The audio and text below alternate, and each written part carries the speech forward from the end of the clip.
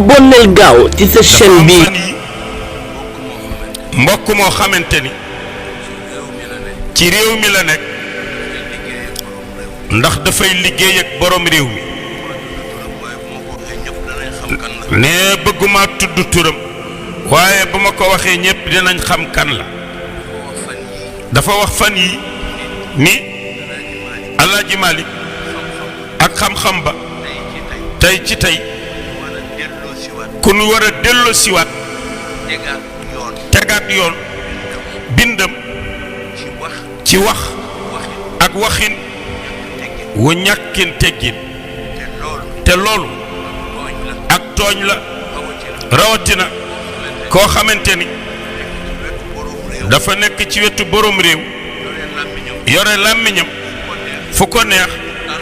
mu tàllal ko fa ci ñàkk kersa ak réew ak lu bon te loolu ñu ngi koy bayal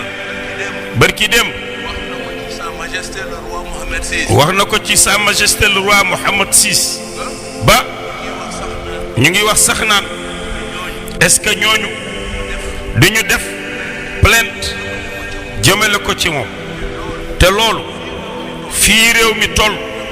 jarul ubbi de Seydil Hadji Malick dafa waxoon ni bu ñu lakkoon kutubu shariati ma xëy danaa ko taalifaat baaxe ko julliti ndax lépp a ngi ci dënn bi moom yelloo na baat bi ilmi ma'i haythu ma yammamtu yatba'uni qalbi wi'a'un lahu la jawfa sunduqi in kuntu fil bayti